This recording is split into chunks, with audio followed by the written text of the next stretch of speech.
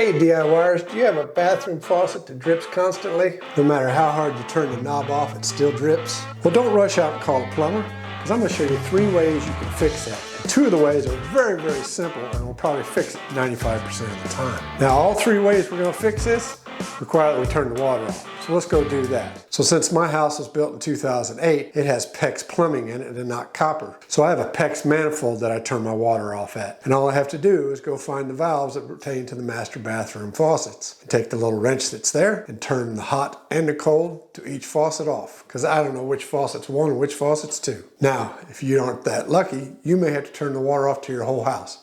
But don't worry, 2 of these 3 methods are very easy, very quick, and probably won't have your water off more than 20 minutes. Now, how would you determine which one of these is leaking? Is it the hot or is it the cold? Well, you could turn your water on, and then when you shut it off and you crank it really hard, it's still dripping the same. That's probably not it. Turn the other one on, shut it off to just where it shuts. It's dripping even more. Crank a little harder.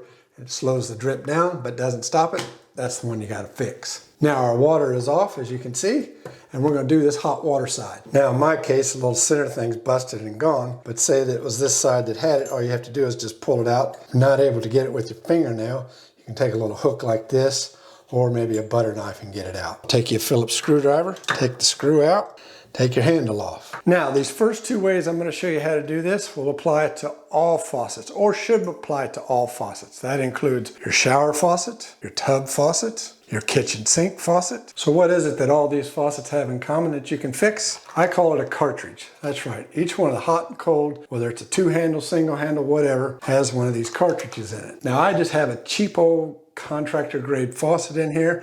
I've looked all around, can't even find a name on it. That's how cheap it is. But if you have a much nicer one or a fancier one, say, let's go with a Moen. You can actually either probably go on their website or to the home centers and get a specific cartridge for your Moen faucet. Me, I just had to get a generic one. Need a crescent wrench, and you gotta take this nut off right here. And remember, righty-tighty, lefty-loosey. And you'll find out real quick if you forgot to turn off the water, because as soon as you undo that, it's gonna squirt. And there you have it, the cartridge. Now take your paper towel and stick down in there and soak up the water that's in there, because there's a little part down inside there we'll have to get to. And you want the water out of there so you can see to do it. And that other little piece is that little rubber gasket right down in there. And to get it out, you can take a little hook item like this, pull it out, and there's a little spring in there you need to get out also. So you got your cartridge out and what they call the seat that has a little spring to it. And all this will come in a new cartridge. How do you know which one to get if you got a generic thing like I do? Take this down to the home center and just start looking until you find it. This one is what they call a hot cold stem, because it doesn't matter, they're both the same. Now, one other thing I forgot to tell you, you probably ought to do, and that is pull up on the drain plug and make sure, that way if you drop any parts, they don't wind up in the bottom of your P-trap and you got a bigger problem to deal with. You open up your new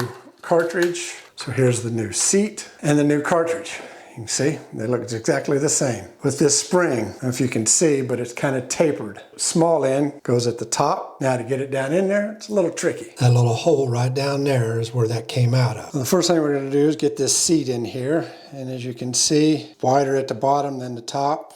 That'll go over it like this. And this will be the toughest part of this whole job. You'll know when you've got it set right, because you'll be able to push down on it and it'll spring up and down. And you can kind of tell that this one's wore out, because that one was real nice and soft, pliable and rubbery, whereas this one's kind of hard. Take your new cartridge, it's got a little fin here, and there's a groove up here on each side. Put it down in there, in that groove. Take your cap, tighten it back up. Take your handle. The handle can only go on one way. Throw your screw back in, tighten it up. All right, let's go turn the water back on. All right, moment of truth. Water's not spraying everywhere. Shuts off with no drip. And like that, the drip stopped. We've done that. Let's say you can't find the cartridge you need. All right, not a problem. I looked through many, many different cartridges, especially for sinks. Showers, maybe not so much, but especially for sinks, they've all got rubber gaskets on them. And if they got rubber gaskets, you can change them. And that's just what I did. I got an assortment of rubber gaskets.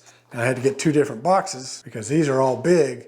These are all smaller. Up inside here is a small little gasket on top of this one right here. And then the other thing you got to do, remember when I said the seat was wore out? Guess what? You can go buy a box of seats. I'm not going to open this and change it, because I got that one in there and I'll use it with the new cartridge. As you see, you basically just pull this apart, open up your little box of O-rings, and basically look for one that matches. So after finding one that matches, this is the new one.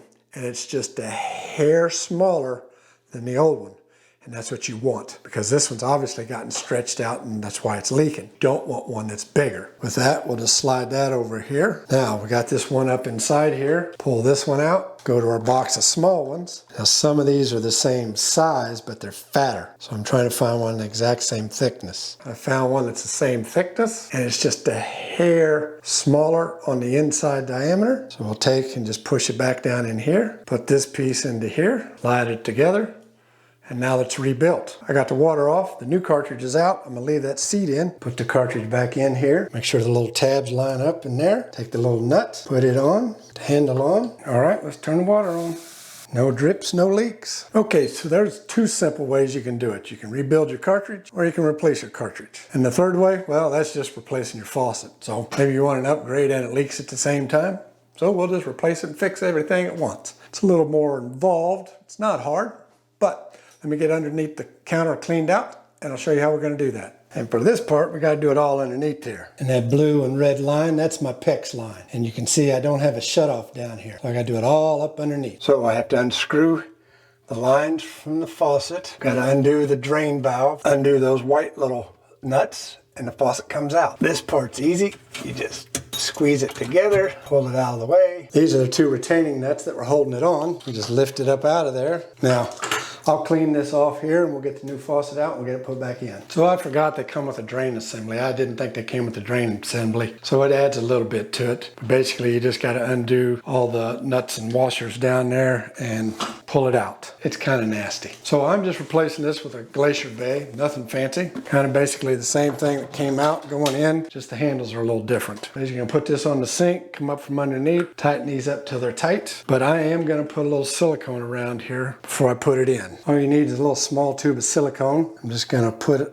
a bead around the edge. And all this is doing is if it's a little uneven, it'll seal it up so it don't leak. Now I'm sure I'm gonna have some squeeze out and I'll take care of that. Okay, I'll go underneath and tighten up the nuts. Alrighty, I got them just kind of snug. I just want to make sure it's where I want it. Then I'll finish tightening them up. Excess silicone off. Go down, tighten them up one more time, make sure they're good and snug. And we'll do the drain assembly. Now here's the cap for the drain that goes up here. And it does call for silicone around here. So I'm gonna put a big healthy bead of silicone around here. Those are the only places you need silicone. Put it down in the drain, give it a little push. Now we just take this drain assembly here, go up inside there and screw it on. When it gets tight, this is where your drain stopper is, and you want to make sure that's to the back of the cabinet once it gets tight. Now, holding that, you tighten this nut. It's got a rubber washer on top of it that's also threaded, and it makes it a little stiff. Use some channel locks. You want it tight, but not over tightened to where you snap all the plastic. This day and age, everything's plastic. Now you just need to get your drain up inside there, tighten it up. Alrighty, so I got the water lines hooked up. It took a little bit longer than it should have because of this PEX, because it's stiff and the screws were kind of tight. I had to spray a little WD-40 on them to get them loosened up so I could get them up in there and know I wasn't cross-threading. And because of it being tight quarters, really couldn't film it. The only thing left to do is to put in the drain stopper. And so again, it's kind of tight quarters, but I'll kind of go through and show you what it's going to look like. Basically, here is the pull rod that you pull up and down that controls your stopper that goes up and down. Now this is kind of nice because this here goes in the back of the drain, and this one actually snaps in instead of having to screw on. To stop, to open and close it, it'll do like this. And then this piece right here, this will go in here. I get it adjusted where I wanted. I lock it in and it's set. Pull rod, it goes down inside here and clicks. Once it's all adjusted, it should work just fine. This little offset here, this needs to go towards the back of the sink so that it engages this rod. So I'll just put this down in here, push it all the way down, put the rod through. I'll go down underneath and get it all snapped together. So you can see how that went together. Just like that. Now I've had this closed like that. I was checking for any drips and I haven't seen any drips. And for just a $30 faucet, it looks pretty good. Now I already filled the sink up and checked for leaks. It doesn't leak. And then let the water out and it drains quite nicely. There you have it. 3 ways. 2 are very easy to fix a leaky faucet.